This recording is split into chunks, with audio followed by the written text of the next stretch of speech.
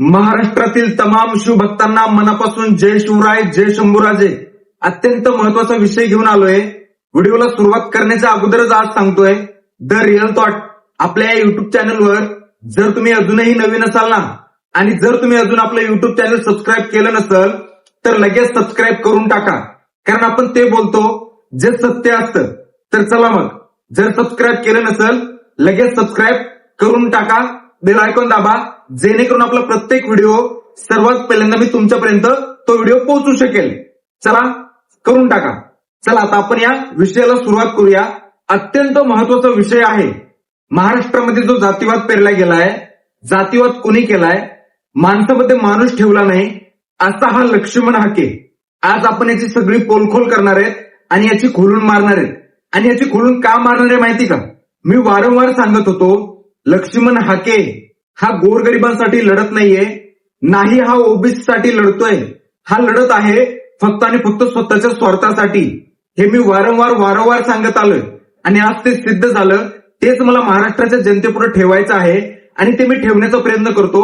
हा व्हिडिओ कोणीही स्किप करू नका. हा व्हिडिओ शेवटपर्यंत बघा आणि महाराष्ट्राच्या कानाकोपऱ्यात पोहोचवा. कारण महाराष्ट्राच्या जनतेला कळलं पाहिजे की जातीमध्ये जात ठेवली नाही, माणसामध्ये माणूस ठेवला नाही या लक्ष्मण हाक्यानं. आणि जर हा खरंच ओबीसीसाठी लढत असता, गोरगरिबांसाठी लढत असता, तर हा लक्ष्मण हाक्या गंगाखेडच्या आंदोलनामध्ये सामील झाला असता. आता मी थोडक्यात सांगतो, गंगाखेडचं जे आंदोलन झालंय, गंगाखेड जे कडकडीत बंद झालं होतं, ते कशासाठी झालं होतं मी ते थोडक्यात सांगतो. गोरगरीब धनगर समाज जो आपल्या स्वतःच्या हक्कासाठी, जो आपल्या एसटी प्रवर्गातून त्यांची जी आरक्षणाची मागणी आहे, तो आपला हक्क मिळवण्यासाठी जानेवारी महिन्यामध्ये मुंबई येथे आझाद मैदानावरती आंदोलन करत होता दीपक भाऊ बोराडे यांच्या नेतृत्वामध्ये. आणि त्याच ठिकाणी धनगर समाजातील एक युवा नेतृत्व म्हणलं तरी चालल, किंवा एक धनगर समाजातील सुशिक्षित तरुण ज्या वेळेस त्या आंदोलनामध्ये पोहोचला होता आपल्या समाजासाठी, आपला हक्क मिळवण्यासाठी. त्याचं नाव काय तर महेश. महेश हा तरुण धनगर समाजामध्ये मोडतो. गोरगरीब धनगर समाज आपला हक्क मिळवण्यासाठी ज्यावेळेस मुंबईमध्ये लढत होता, त्यावेळेस हा महेश आपल्या समाजाला समजून सांगत होता की पोलिसांसोबत बाचाबाची करू नका.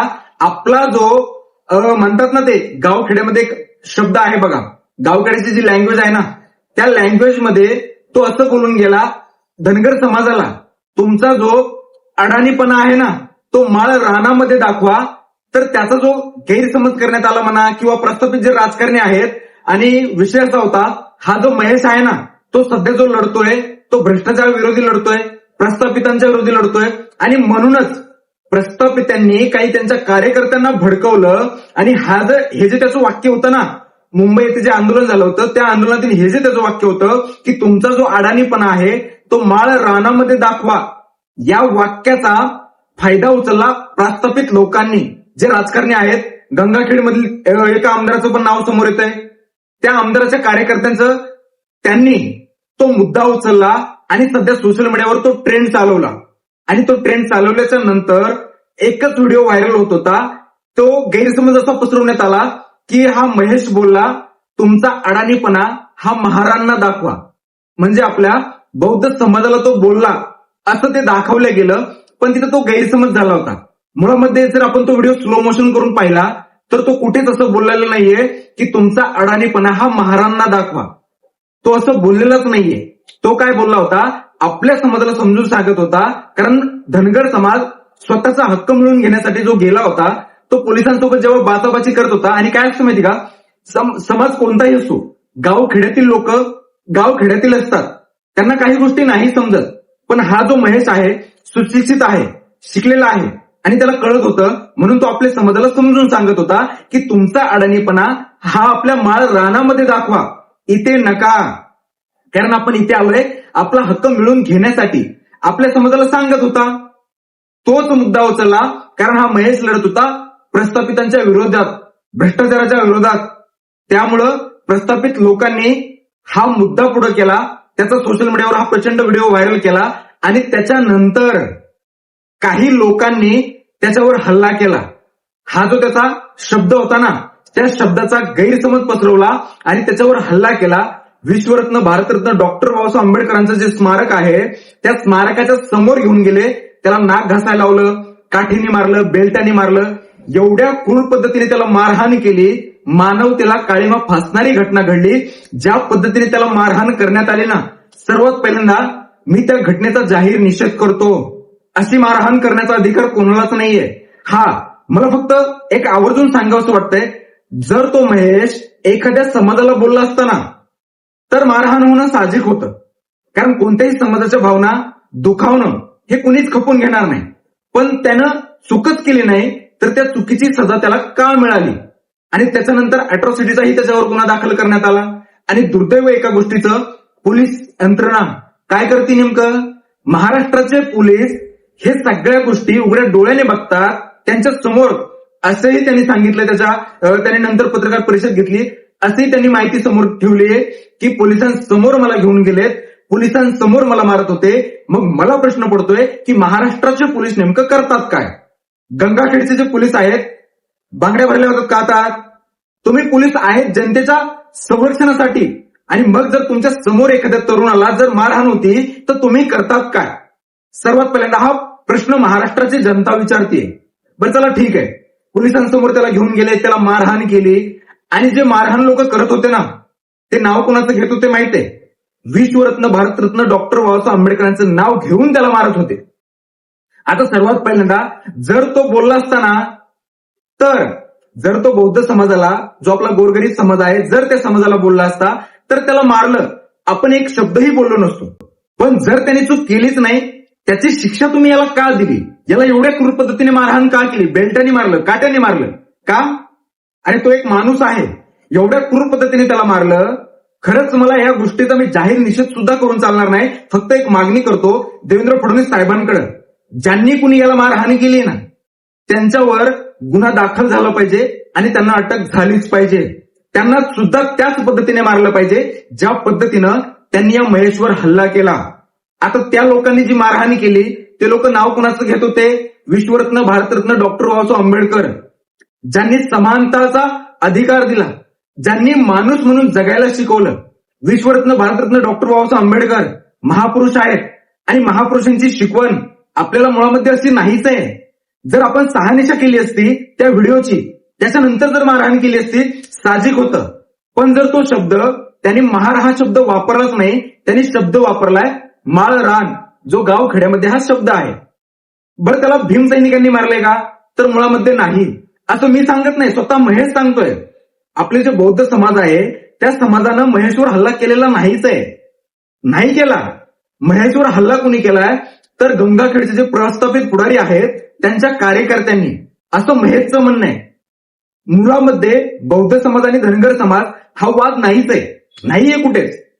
आणि गोरगरीब बौद्ध समाज जो आहे, तो समाज काही एवढा येडा नाहीये की कुणाला बी उठायचं, सुटायचं, मारायचं नाही करू शकत. बाबासाहेबांचे भीमसैनिक अशा पद्धतीने कुणावरही अत्याचार करणार नाही, हे तितकंच खरं आहे. कारण बाबासाहेबांची शिकवण कट्टर भीमसैनिकांना चांगल्या पद्धतीने माहित आहे, कुणावरही ते अत्याचार करणार नाहीये. कारण बाबासाहेबांचा लढा जो होता, ज्या लोकांवर अत्याचार होत होता ना, त्या लोकांना न्याय मिळवून देण्यासाठी होता. बाबासाहेबांनी कधीही कुणावर अत्याचार केलेला नाहीये, हे भीमसैनिकांना चांगल्यानं माहित आहे. त्यामुळे जर कट्टर भीमसैनिकांनी जर तो हल्ला केला असता ना, मग सगळ्या गोष्टी म्हणजे वेगळ्या ठरल्या असत्या. पण जो हा हल्ला केलाय, तो भीमसैनिकांनी केलेला नाहीये, तो केलेला आहे प्रस्थापित राजकारणी पुढाऱ्यांच्या कार्यकर्त्यांकडून. हल्ल्याचा निषेध तर केला, त्यांना अटक झाली पाहिजे हेही सांगितलं. पण आता त्या महेशच्या समर्थनार्थ गंगाखेडीमध्ये एक मोठं आंदोलन उभारलं धनगर समाजानं. हजारो धनगर समाज तिथे आला, सगळे आले होते. असं नाही की फक्त धनगर समाजच होता, मराठा होते, वंजारी होते, माळी होते, धनगर होते, सगळ्या जाती धर्मातील 18 पगड जातीतील लोक महेशच्या समर्थनार्थ मैदानात उतरले. गंगाखेड येथे आंदोलन झालं, गंगाखेड कडकडीत बंद होतं. हजारो लोक तिथे आले होते महेशला न्याय मिळवून देण्यासाठी. मी सगळं आंदोलन पाहिलं, सगळे व्हिडिओ पाहिले आणि झूम करू पाहिले. पण त्या आंदोलनामध्ये एक व्यक्ती मला दिसलाच नाही. जर तुम्हाला दिसला असेल, त्या व्यक्तीचं मी नाव सांगतो. त्या व्यक्तीचं नाव आहे आदरणीय सन्माननीय प्राध्यापक लक्ष्मण हाके सर, जे महाराष्ट्रात फिरतात. काय म्हणून माहित आहे? ओबीसींचा मी म्होरके आहे, मी गोरगरिबांसाठी लढतो, मी ओबीसी साठी लढतो. असे स्वतःला ओबीसीचे मोरके म्हणून घेणारे आदरणीय लक्ष्मण हाके सर त्या आंदोलनामध्ये मुळामध्ये कुठेच दिसले नाही. नेमकं आहेत कुठे? आहेत की नाही? का ते आता सध्या आहेतच नाहीत? आता हा महाराष्ट्रामध्ये प्रश्न उभा राहिलाय. कारण जर ते गोरगरीब ओबीसीसाठी लढत असते तर त्या आंदोलनामध्ये ते सामील झाले असते. महेशला न्याय मिळवून देण्यासाठी ते रस्त्यावर उतरले असते. आणि मुळामध्ये महेश हा धनगर समाजामध्ये, आदरणीय लक्ष्मण हाके सर धनगर समाजामध्ये येतात. जर आपल्याच समाजामध्ये एका तरुणावर अत्याचार होतोय, हल्ला होतोय, क्रूर पद्धतीने त्याला बेल्टानं काठ्यानं मारण्यात येतंय, त्या समाजाला हा व्यक्ती न्याय मिळवून देऊ शकत नाही. त्या समाजामधील, आपल्याच समाजातील एका तरुणावर जेव्हा हल्ला होतो त्या तरुणाला हा न्याय मिळवून देऊ शकत नाही, तर मग हा नेता कसा? आता गोरगरीब ओबीसी बांधवांनी हा विचार करायला पाहिजे की आपण कोणाच्या पाठीशी उभा राहतोय, आपण कोणाला पाठिंबा देतोय आणि आपण असल्या येड्याच्या पाठीशी फिरतोय. अरे हा माणूस लढतोय फक्त स्वतःसाठी. हा लक्ष्मण हाक्या सगळं काही करतोय ना षडयंत्र, फक्त आणि फक्त स्वतःच्या स्वार्थासाठी. अरे यांनी मराठ्याला विरोध करू करू एक फ्लॅट घेतला, आज हा फॉर्च्युनर मध्ये फिरतोय फक्त आणि फक्त मराठ्यांना विरोध करून. पण हे माझ्या गोरगरीब ओबीसी बांधवांना कधी कळणार? आता प्रत्येकाने ठरवायचंय की हा माणूस जर एवढा स्वार्थी आहे, आता विचार करा ना. अरे मराठ्यांचं सोडून द्या, यांनी लक्ष्मण हाकेने कायमच मराठा द्वेष त्याच्या मनात ठेवलेला आहे आणि हा मराठा विरोधीच आहे. मराठा समाजाचा हा तिरस्कार करतो लक्ष्मण हाक्या, पण घंटा फरक पडत नाही मराठा समाजाला. मराठा समाजाचं सोडून द्या, पण हा लक्ष्मण हाक्या प्रत्येकाने आज आहे ना थोडा विचार करा. आता हा जो महेश आहे कोणत्या प्रवर्गात येतो? तर ओबीसीत येतो. याची जात धनगर समाजात येतो. हा सर्वात पहिल्यांदा आता धनगर समाज ओबीसी प्रवर्गात येतो. आता जर धनगर समाज ओबीसी प्रवर्गात येतो आणि हा जर लक्ष्मण हाके म्हणतो मी ओबीसी साठी लढतो, तर मग हा का गेला नाही? मुळामध्ये याला कोणी पाकिट दिलं नाही म्हणून तिथे गेला नाही का? हा प्रश्न निर्माण झालाय. याचं उत्तर लक्ष्मण हाकेने द्यायला पाहिजे महाराष्ट्राच्या जनतेला. ओबीसींना सुद्धा याचं उत्तर हवंय. म्हणतो ना तू आम्ही तुझ्या पाठीशी उभा राहतोय ना, आणि तू म्हणतो ना आम्हाला की मी तुमचं नेतृत्व करतोय, मी ओबीसीचा नेता आहे, तर मग तू त्या आंदोलनामध्ये का गेला नाही? महेशला न्याय मिळवून देण्यासाठी का रस्त्यावर उतरला नाही? याचं उत्तर आता गोरगरीब ओबीसींना पाहिजे उत्तर. आणि तोपर्यंत आता ओबीसी समाजच नाही तर महाराष्ट्रातील 18 पगड जाती शांत बसणार नाहीत जोपर्यंत हा लक्ष्मण हाक्या आणि महाराष्ट्राच्या जनतेला सगळी असलियत कळालेली आहे की हा लक्ष्मण हाक्या फक्त स्वतःच भाकरी भाजवण्यासाठी लढतोय आणि गोरगरीब लोकांच्या टाळूवरचं लोणी खाण्याचा प्रयत्न करतोय. हे सगळ्यांना कळलेलं आहे की लक्ष्मण हाक्या हा गरिबांसाठी लढत नाही. हा जो माणूस आहे तो ज्या लोकांवर अन्याय होतो त्या लोकांना न्याय मिळवून देण्यासाठी लढत नाही. हा माणूस लढतोय फक्त आणि फक्त स्वतःच्या फायद्यासाठी. महाराष्ट्राच्या जनतेला हे कळालेलं आहे. म्हणूनच आता महाराष्ट्राची जनता लक्ष्मण हाक्याला 3 टाइम कोलते, त्याच्या पाठीशी उभा राहत नाही. आपण बघू शकतो जिथं जिथं हा लक्ष्मण हाक्या जातो ना, कुठं राहते त्याच्या पाठीशी जनता उभा नाही का? कुणीच उभा राहत नाही याच्या पाठीशी. त्याचं सगळ्यात मोठं कारण हे आहे की सगळ्यांना कळालं की हा माणूस मुळामध्ये आपल्यासाठी नाही तर हा स्वतःसाठी लढतोय. प्रत्येक बांधवाला माझ्या कळालेलं आहे आणि म्हणूनच आज लोकांनी नाकारलं हे नेतृत्व. कारण हे नेतृत्व आहे फक्त स्वार्थी. हे नेतृत्व गरिबांसाठी नाहीये, हे नेतृत्व शेतकऱ्यांसाठी नाहीये आणि शेतकऱ्याला पण जात नसते. मला एक सांगा फक्त, रोहित पवार यांनी आंदोलन उभा केलं. अरे असू दे ना, पवार कुटुंबातून असू दे, पवारांनी महाराष्ट्राला लुटलेलं असू दे, काहीही असू दे, पण आता रोहित पवार यांनी जे आंदोलन केलं होतं शेतकऱ्यांसाठी तिथं तो जायला पाहिजे होतं. आता ओबीसीसाठी लढतो म्हणतो ना तू, दलितांसाठी लढतो म्हणतो ना तू, आता मग ओबीसी शेतकरी नाहीयेत का? दलित माझे बांधव शेतकरी नाहीयेत का? आहेत ना. शेतकऱ्याला तर जात नसते, मग त्या आंदोलनाला तू पाठिंबा द्यायला का गेला नाही? तिथे तुला पाकिट भेटणार नव्हतं म्हणून गेला नाही का? महाराष्ट्राच्या जनतेला उत्तर हवंय. फक्त लढतोय नेमकं लढतोय कुठं? तू लढतोय कुठे सांगू का? फक्त आणि फक्त मराठ्यांच्या विरोधात. तुला फक्त मौका पाहिजे, मराठ्यांना मी कसं टार्गेट करू आणि मला कुठून नाही कुठून कसं पाकिट भेटेल ना, यासाठी लढतोय. तुझ्या मनामध्ये लक्ष्मण हाके एवढा मराठा द्वेष आहे आणि एवढा तिरस्कार मराठा समाजाविषयी तुझ्या मनात आहे ना, खरंच मानवतेला काळी मग फासणार. तू माणूस म्हणून सुद्धा म्हणायच्या लायकीचा नाहीये. आता लाज वाटते आम्हाला तू माणूस आहे असं म्हणायला. का माहितीये? तू आज सिद्ध केलं. जर तू गंगाखेडच्या आंदोलनामध्ये सामील झाला असता ना, तर कुठं म्हणलं गेलं असतं की हा माणूस खरंच गरिबासाठी लढतोय. अरे तो महेश लढतोय रे, आपल्यातूनच एखादा तरुण पुढे येतोय, समोर येतोय आणि आपल्या समाजासाठी इमानदारीने लढतोय. त्याच्यावर जेव्हा हल्ला होतोय त्याला न्याय मिळवून देण्यासाठी तो जायलाच पाहिजे होतं. अरे तो तुझ्या जातीमध्ये जन्मालाय आणि तू त्याला न्याय मिळवून देण्यासाठी गेला नाही. का गेला नाही?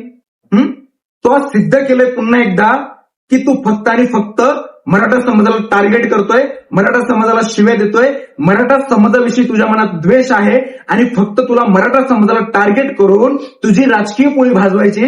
आणि दुसरी गोष्ट म्हणजे तुला जेवढं काही भेटेल ना, धन दौलत प्रॉपर्टी, मराठा समाजाला विरोध करून ती सगळी प्रॉपर्टी हडप करायच्या, एवढं तो पुन्हा एकदा महाराष्ट्राच्या जनतेला सिद्ध करून दाखवलेलं आहे. आणि मी हे गॅरंटी देऊन सांगतो महाराष्ट्राच्या जनतेला, माझ्या सगळ्याच बांधवांना, तुम्ही एकदा विचार करा, 1000 माणूस गरिबांसाठी लढत असता तर जेव्हा जेव्हा गरिबांवर अत्याचार होतो तेव्हा हा तिथे का जात नाही? फक्त आणि फक्त. आणि मला महत्वाचं अजून एक सांगू का, जर महेशला मारणारे जर मराठा समाजाचे असते ना पोरं, या लक्ष्मण आकेने महाराष्ट्रात आहे ना, महाराष्ट्रात धुमाकूळ घातला असता, थया थया थया नाचला असता, लवंगी मिरची याच्या ढुंगाला लागल्यासारखी एवढा नाचला असता, बेकार नाचला असता. पण आता याचं तरी म्हणजे याचं दुर्दैव म्हणायचं की ज्यांनी मारहाण केली ते मराठा समाजाचे नाहीयेत, म्हणून लक्ष्मण हाकेला मौका मिळाला नाही. राजकारण करायचं, गोरगरिबांच्या टाळूवरचं लोणी कसं खाता येईल हा प्रयत्न करायचं, याला मौका मिळाला नाही ना, म्हणून हा महेशसाठी मैदानात उतरला नाही. महेशच्या समर्थनार्थ कोण कोण उतरलं माहित आहे? दीपक बोराडे, धनगर समाजाचं जे नेतृत्व करतायत, इमानदारीने धनगर समाजाला त्यांचा हक्क मिळवून देण्यासाठी लढतात, ते दीपक भाऊ बोराडे उतरले मैदानामध्ये. आणि काही दिवसापूर्वी हा महेश दीपक भाऊ बोराडे यांच्यावर टीका करत होता, दीपक भाऊ बोराडे यांच्या आंदोलनावर संशय खात होता आणि दीपक भाऊ बोराडे यांना बदनाम सुद्धा करत होता. पण तरी सुद्धा दीपक भाऊ बोराडे यांनी कसलाही विचार न करता सगळ्या गोष्टी जिथल्या तिथं सोडून दिल्या आणि आपल्या समाजातील एका तरुणावर जेव्हा हल्ला झालाय तेव्हा त्याला न्याय मिळवून देण्यासाठी कसल्याही प्रकारचा विचार न करता दीपक भाऊ बोराडे गंगाखेड येथे पोहोचले आणि महेशच्या पाठीशी खंबीरपणे उभा राहिले. असं नेतृत्व असतं. जिकडे काहीतरी मिळतं फक्त आपण तिकडेच जायचं, अशानं नेतृत्व कधीच होणार नाही. आणि नाही तुझ्या पाठीशी समाज उभा राहणार आहे, कधीच नाही राहणार आहे. आणि जर इमानदारीने तू जर ओबीसीचं नेतृत्व करत असाल, जर धनगर समाजाचं नेतृत्व करत असताना, तर आज ही वेळ आली नसती आणि तुझा चेहरा खरा जनतेपुढं आला नसता. अखेर आला, उघडं पडलं पितळ सगळं. महाराष्ट्राच्या जनतेला कळालं की तू कोणासाठी लढतोय, फक्त स्वतःसाठी लढतोय हे महाराष्ट्राच्या जनतेला आता कळालं, पूर्णपणे कळालं. अरे ज्या जातीमध्ये जन्माला त्या जातीचं होत नाही.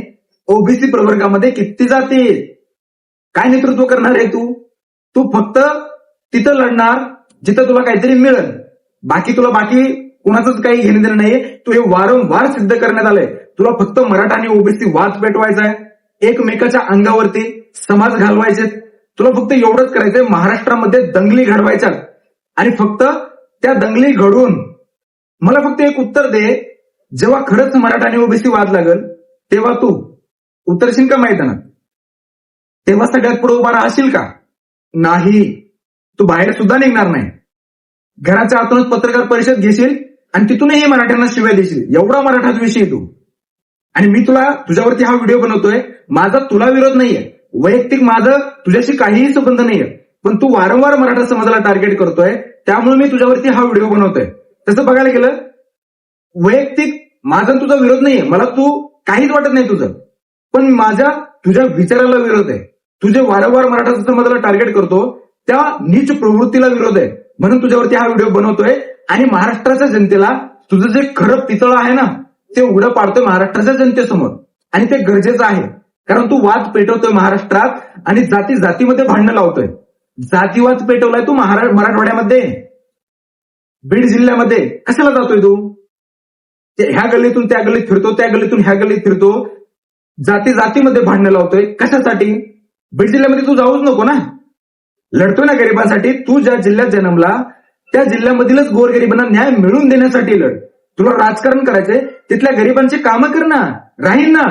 गरीब जनता तुझ्या पाठीशी उभा राहील, पण तिथल्या गरिबांची पहिल्यांदा कामं कर ना. कशाला तू बीड जिल्ह्यामध्ये जाऊन वारंवार काही धमक्या देतो, काही भाषणं ठोकतो? कोयते घ्या, कुऱ्हाडी घ्या, तुझ्या भाषा सुद्धा लय डेंजर आहेत. अरे गोरगरिबांना सांगतो कोयते घ्यान कुऱ्हाडी घ्यान, तू घे ना, तुझ्यामध्ये दम आहे ना, तू घे. आणि का तू मराठ्याचे तुला मुंडके कापायचे, काय मराठ्यांचे मर्डर करायचे ते तू कर. गोरगरिबांना नको सांगू हातात कोयते घ्यायला. अरे ते बिचारे दिवसभर काम करतात तेव्हा संध्याकाळी खायला भेटतं, कधी कधी भेटत नाही. आणि तू त्यांच्या समोर जाऊन असे भडकाऊ भाषण देतो, म्हणजे माणसामध्ये माणूसच ठेवला नाही येतो. एवढे भडकाऊ भाषण तो सगळीकडे जाऊन दिलेले आहेत. जर तू खऱ्या अर्थानं ओबीसीसाठी लढत असताना आजपर्यंत तू सरकारच्या विरोधात का भांडला नाही? का तू फक्त मराठ्यांना टार्गेट केलं? जर तुला ओबीसीचं आरक्षण वाचवायचं होतं, आरक्षण कोण वाचणार होतं? मराठे वाचणार होते का? मराठ्यांना टार्गेट का केलं? मराठ्यांना शिवाय का दिला? जरांगे पाटलाच्या विरोधात का भुकला?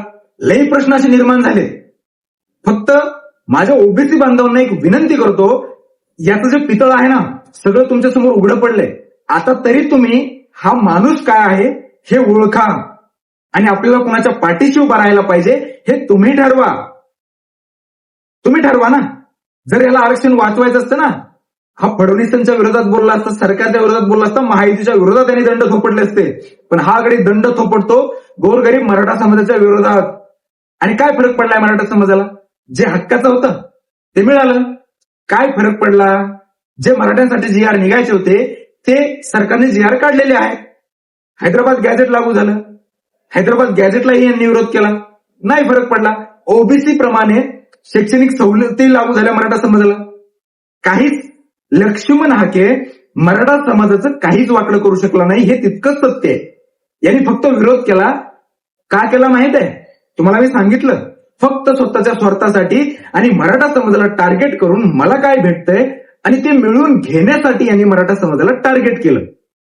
क्लिअर आहे? अरे हा लक्ष्मण हाक्या जर त्या महेशला न्याय मिळवून देण्यासाठी रस्त्यावर उतरला असताना माझ्या सुद्धा मनामध्ये याच्याबद्दल थोडी का होईना एक संवेदनशील भावना निर्माण झाली असती यार. पण हा नाही गेला.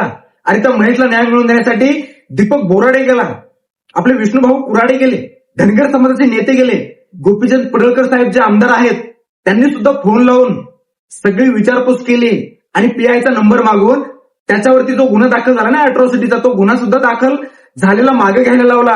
गोपीचंद पडळकर साहेबांसारखा नेता जर महेशला फोन लावून त्याच्या पाठीशी ठामपणे उभा राहतोय, तू तर कुणीच नाही ना, तर सरपंच आहे ना, आमदार आहे ना, खासदार आहे, मग तुला त्याच्या पाठीशी उभा राहायला काय होत होतं?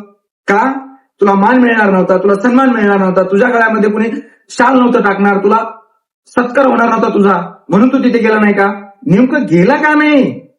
आणि मला फक्त एक महाराष्ट्राच्या जनतेला विनंती करायची, जर लक्ष्मण हाके सर तिथे गेलेले असतील ना आणि जर तुमच्याकडे ते व्हिडिओ असतील ना, जरा मला शेअर करा. कारण जर तुम्ही मला तो व्हिडिओ शेअर केला तर मी पुन्हा लक्ष्मण हाके यांचं कौतुक करतो. कारण ते गोरगरिबांसाठी लढले आणि महेशला न्याय मिळवून देण्यासाठी ते मैदानात उतरले. मी पुन्हा एक व्हिडिओ बनवतो. जर असेल ना तर मला शेअर करा तुमच्याकडे व्हिडिओ. नक्कीच करा, खरंच बनवतो. विष्णुभाऊ कुराडे, त्यांची सर्व संघटना, यशवंत संघर्ष सेनेचे सगळे पदाधिकारी त्या महेशसाठी मैदानात उतरले आणि त्या आंदोलनाचं यश पण मिळालं. अॅट्रॉसिटीचा गुन्हा दाखल झालेला मागे घेण्यात आला. दुसरी गोष्ट, जे लोक आता ज्यांनी मारहाण केली, पोलीस यंत्रणा तपास करून त्यांच्यावर गुन्हा दाखल करून त्यांना सुद्धा अटक करणार आहे. हे यश मिळालं त्या आंदोलनाचं आणि एक ताकद मिळाली एका नवीन नेतृत्वाला, जो आपल्याच समाजातील एक गरीब बांधव आहे. तो जर आता पुढे येतोय ना, समाजाचं नेतृत्व करण्याचा प्रयत्न करतोय, किंवा नेतृत्व म्हणण्यापेक्षा जर आपल्या समाजासाठी लढण्याचा प्रयत्न करतोय आपल्यातीलच एक तरुण, तर त्या तरुणाला त्या आंदोलनामुळे एक ताकद मिळाली. महेश भाऊला ताकद मिळाली, हे सत्य आहे. आता तो छाती ठोकून समाजासाठी लढल आणि गर्व माज असेल आपल्या समाजावरती, 18 पगड जातीवरती आणि गोरगरीब समाजावरती. छाती ठोकून सांगल की माझ्या पाठीशी गोरगरीब जनता उभा राहिली, माझा धनगर समाज उभा राहिला. छाती ठोकून सांगल तो.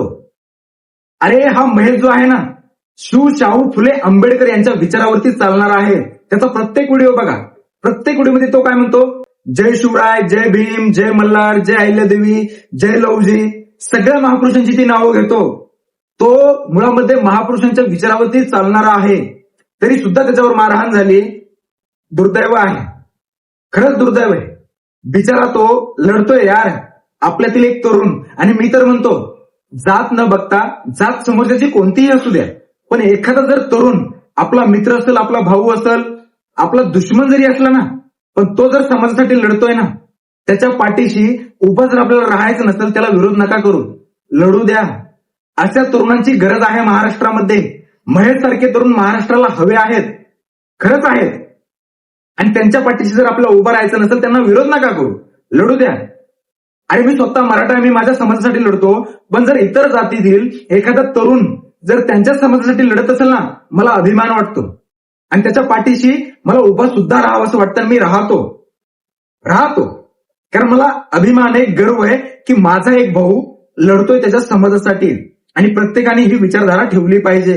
आणि जर आपल्या पाठीशी उभा राहायचं नसेल तर त्याला विरोध नका करू, त्याला मागं खेचू नका. अरे प्रस्थापितांनी आतापर्यंत आपल्यावर राज्य केलंय, करू द्या ना. आपल्यातील एखादा जर गरीब समोर जात असेल, आपण मागं का खेचतो? कुणाला मागे नका खेचू. आणि प्राध्यापक लक्ष्मण हाके सर, तुमची विचारसरणी बदला. आता तरी कमीत कमी स्वतःच्या स्वार्थासाठी नाही, कमवलं, भरपूर कमवलं तुम्ही, फ्लॅट घेतला, गाडी घेतली. आता थोडे ना थोडं, आता तरी इमानदारीने गरिबांसाठी लढा. ज्यांच्यावर अन्याय होईल ना, त्यांना न्याय मिळवून देण्यासाठी लढा. जात बघून कामं करू नका करू, नाही होणार. आणि तुम्ही जे तुम्हाला नेता बनण्याची हौस आहे ना, तुमचं हे जे सगळं षड्यंत्र आहे ना, नेता बनण्याची हौस थोड्या दिवसासाठी आहे. तुम्ही नेता नाही बनू शकत. गोरगरीब जनता वेडी असेल, पण गोरगरीब जनता ही चुत्या नाहीये. भोळी बाबडी असेल जनता, पण हरामखोर नाही. एक ना एक दिवस तुम्हाला लाथाडल्याशिवाय राहणार नाही. हीच गोरगरीब जनता, ज्या जनतेच्या जीवावर स्वतःचा स्वार्थ तुम्ही आज भागवताय आणि जी प्रॉपर्टी वाढवताय ती गोरगरीब जनतेच्या जीवावर वाढवताय. लाथाडील जनता, मग त्यावेळेस सगळं जाईल, बाबा जाईल, दसम्या जाईल, काहीच उरणार नाही. मग रस्त्यावर फिरण्याची सुद्धा तुम्हाला परमिशन नसेल. जिथे रस्त्यावर दिसताल तिथे लोक तुडवतील तुम्हाला. त्यामुळे आता जे कमवलंय ते तुम्ही भरपूर कमवलंय, आता सुखाने राहा. जर लढायचं नसेल गरिबांसाठी, आपल्या घरात बसा, आपला संसार वगैरे तुम्ही सगळं ते बघा. उगाच गोरगरिबांच्या ताटामध्ये इमारती कालवण्याचं काम करू नका. मराठा विषयी मनात ठेवू नका, मराठ्यांना टार्गेटही करू नका. आणि खरंच गोरगरिबांसाठी लढायचं असेल, लढा ना, आम्ही तुमच्या पाठीशी उभा आहे. मी स्वतः सांगतो, जर इमानदारीने लक्ष्मण हाके सर गोरगरिबांसाठी लढले, मी सुद्धा त्यांच्या पाठीशी उभा राहणार, 100% राहणार. जर लक्ष्मण हाके गोरगरिबांसाठी लढले तर. आणि जर नाही लढले तर त्यांच्या या नास्तिक वैचारिकतेला कायमच विरोध आहे. फक्त स्वतःचा स्वार्थ डोक्यात, राजकीय स्वार्थ डोक्यात ठेवून जर हे लक्ष्मण हाके सर लढले तर कायम या लक्ष्मण हाकेला विरोध राहणार, हे सुद्धा मी तितकंच सांगतो. मग विचार करा, तुम्ही इमानदारीने लढायचंय का स्वार्थासाठी लढायचंय? इमानदारीने लढलं, महाराष्ट्र तुमच्या पाठीशी उभा राहील, मी तर राहीलच. पण जर स्वार्थ डोक्यात ठेवून लढला, हीच महाराष्ट्राची जनता लाताखाली तुडवेल. महाराष्ट्र कुणाला माफ करत नाही. आणि तुम्ही जे काम करतायत, जातीमध्ये भांडणं लावतायत, दंगली पेटवण्याचं काम करतायत. त्यामुळं लक्ष्मण हाके सर सुधरा. महाराष्ट्राच्या जनतेला कळालं, जेव्हा तुम्ही गंगाखेडमध्ये त्या आंदोलनाला पाठिंबा द्यायला नाही गेले, महेशला न्याय मिळवून देण्यासाठी नाही गेले, तेव्हा जनतेसमोर तुमचा खरा चेहरा आला. आणि जनतेला कळलेलं आहे की हा माणूस जिकडं मनी तिकडं आम्ही, असा हा माणूस आहे. म्हणून तुम्हाला एक सांगतोय की आता तरी सगळं सोडून गरिबांसाठी लढा. एक इमानदारीने सांगतोय, एक माझी भावना आहे. तुम्ही एक तरुण आहात आणि तुम्ही जर नेतृत्व करत असाल, आनंद आहे, पण इमानदारीने करा. त्याच लोकांना भडकवायचं, त्याच लोकांना ह्या लोकांच्या अंगावरती घालायचं, हे बंद करा. अशा गोष्टी नको, घातक आहेत महाराष्ट्रासाठी. महाराष्ट्र हा साधू संतांचा आहे, महापुरुषांचा आहे. महापुरुषांनी जे आपल्याला विचार दिलेत, फक्त नाव घ्यायचं, शिव, शाहू, फुले, आंबेडकर, फक्त नाव घ्यायचं, पण त्यांच्या विचारावरचं सगळं पायमल्ली त्यांचे विचार करायचे. अशानं तुम्हाला कधीच समाज स्वीकारणार नाहीये. शिव, शाहू, फुले, आंबेडकरांचे विचार महाराष्ट्राच्या जनतेला चांगल्यानं कळतात. जातीमध्ये भांडणे कधीच महापुरुषांनी लावलेले नाहीये.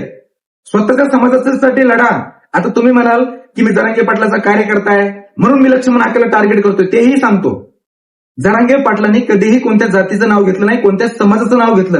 जरांगे पाटलांनी आपल्या समाजासाठी लढा उभारला, तो सरकारच्या विरोधात उभारला आणि आपल्या समाजाला हक्क मिळवून देण्यासाठी सरकारच्या विरोधात आंदोलनं केली. म्हणून मी त्या माणसाला मानतो. त्या माणसाने कधी कोणत्या जातीचं नाव घेतलं का? नाही. कधी कोणत्या व्यक्तीला टार्गेट केलंय का? पहिल्यांदा नाही. जे मराठा समाजाला बोलतील, मराठा आरक्षणाच्या विरोधात बोलतील, जरांगे पाटील त्यांना बोलले. आपल्या समाजासाठी लढत असताना जर आपल्या समाजाला कोणी बोलत असेल, कोणीच खपून घेणार नाही. आणि जरांगे पाटलांनी काय केलं, फक्त मराठा समाजाला त्यांचा हक्क मिळवून देण्यासाठी सरकारला भांडले. आणि हा लक्ष्मण हाके सर कुणाला भांडला? मराठ्यांना. कुणाला भांडला? जरांगे पाटलांना. मग आता तुम्ही विचार करा, चुकीचं कोण आणि बरोबर कोण? तुम्ही विचार करा. एवढं सांगेल भाई, पुन्हा एकदा मी जाहीर निषेध करतो, महेशला जी मारहाण झाली त्याला न्याय मिळाला पाहिजे. महेशच्या पाठीशी महाराष्ट्र उभा आहे. आणि मुळामध्ये मी पुन्हा एकदा सांगतो, बौद्ध समाज आणि धनगर समाज या दोन्ही समाजामध्ये वाद कुठेच नाहीये. कारण मी आज कित्येक पोस्ट बघतोय सोशल मीडियावर, बौद्ध समाजाने सुद्धा या घटनेचा निषेध केलाय. जी महेशला मारहाण झाली ना, महेशच्या पाठीशी सुद्धा माझा गोरगरीब बौद्ध बांधव ठामपणे उभा राहिलाय. मी सध्या सोशल मीडियावर बघतोय. पण ज्यांनी मारहाण केली ते कोणत्या तरी राजकीय पुढाऱ्याचे कार्यकर्ते आहेत आणि त्यांनी समाजाचं नाव वापरून त्याला मारहाण केली. महेशनी कोणत्याही जातीला कधी विरोधही केला नाही, कधी कोणत्या जातीला टार्गेट केलेलं नाही, हे आपल्याला सगळ्यांना माहिती. आणि महेश हा जो माणूस आहे, हा जो तरुण आहे, हा जो तरुण लढतो ना, महापुरुषांच्या विचारावरती लढतोय, शिव शाहू फुले आंबेडकर यांच्या विचारावरती चालतोय आणि आपल्याला सगळ्यांना माहिती आहे. त्यामुळं ही जी घटना घडली त्या घटनेचा निषेध करतो आणि पोलीस यंत्रणेला हात जोडून विनंती करतो, जर तुमच्या समोरून जर एखाद्या तरुणाला घेऊन जातात, मारहाण करतात, तर मग तुम्ही काय करता? याचं उत्तर आता पोलीस यंत्रणेने महाराष्ट्राला द्यायला पाहिजे. लवकरात लवकर ज्यांनी कुणी मारहाण केली ना बेल्ट आणि काट्याने, त्यांच्यावर गुन्हा दाखल करून त्यांना अटक करा, ही एक मागणी करतो. बाकी मला एवढंच सांगायचं होतं, महाराष्ट्राच्या जनतेसमोर लक्ष्मण हाके सर यांचा खरा चेहरा आणायचा होता. बाकी लक्ष्मण हाके या व्यक्तीला विरोध नाहीये, लक्ष्मण हाके सर यांच्या विचाराला विरोध आहे. बाकी जर कधी भविष्यात लक्ष्मण हाके सर माझ्या समोर आले तर त्यांना मी मनापासून जय शिवराय, जय शंभूराजे, जय भीम, जय अहिल्यादेवी, जय मल्हार, जय लवजी सगळं मी म्हणाल. लक्ष्मण हाकेला माझा विरोध नाहीये, त्याच्या विचाराला आहे. मी हे का सांगतोय, तुम्हाला वाटत असेल जे लक्ष्मण हाकेचे कार्यकर्ते ना त्यांना वाटत असेल की मी जरांगे पाटलाचा कार्यकर्ता म्हणून मी लक्ष्मण हाकेला टार्गेट करतोय. नाही, महेशच्या समर्थनार्थ महेशला जी मारहाण झाली, एक माणूस म्हणून मला वाईट वाटतंय की त्या बिचाराला उगाच मारहाण झाली, काही चूक नसताना. म्हणून मी हा व्हिडिओ बनवलाय. मग लक्ष्मण हाके जर गरिबांसाठी लढत असता तर तो जायला पाहिजे नव्हता तिथं, का गेला नाही? मी काल पूर्ण आंदोलन पाहत होतो, सगळे व्हिडिओ माझ्यासमोर आलेत, पण कुठंच दिसले नाही हे महाशय. म्हणतात ना ओबीसीसाठी लढतात, मग महेश बिचारा तोही ओबीसी मध्ये येतो ना, का त्याला न्याय मिळवून देण्यासाठी हे महाशय तिथे गेले नाही? प्रत्येकाने विचार करायचा. आणि मी एक प्रश्न तुम्हाला मी आवर्जून शेवटला सांगतो, आपण इथे थांबणार आहोत. एका प्रश्नाचा विचार नक्कीच करा, याचं उत्तर तुम्ही कॉमेंट सेक्शन मध्ये द्या. लक्ष्मण हाके सर जिकडे पैसे तिकडे जातात असं तुम्हाला वाटतं का? कारण हे जे प्रकरण घडलं त्या प्रकरणामध्ये त्यांनी जायला पाहिजे होतं, पण नाही गेले. मग तुम्हाला काय वाटतं यावरून? जिकडे पैसे तिकडे आम्ही, असं लक्ष्मण हाके सर करतात का?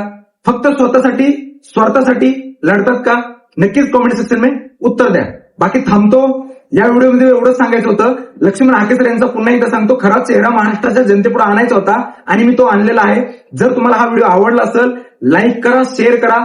आणि पुन्हा एकदा हक्काने सांगतो, जर तुम्ही आपल्या युट्यूब चॅनलवरती द रिअल थॉट या चॅनलवरती जर तुम्ही नवीन असाल आणि जर तुम्ही सबस्क्राईब केलं नसेल, पुन्हा एकदा सांगतोय लगेच सबस्क्राईब करून टाका.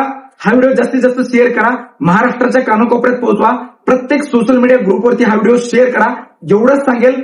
बाकी थांबूया. तोपर्यंत भेटूया लवकरच नेक्स्ट व्हिडिओमध्ये. असेच सुंदर असे व्हिडिओ पाहण्यासाठी आणि समाजाच्या हितासाठी जे मी व्हिडिओ बनवतो ते पाहण्यासाठी नक्कीच आपल्या चॅनल सोबत जोडून राहा. बाकी थांबूया. रजा घेतो.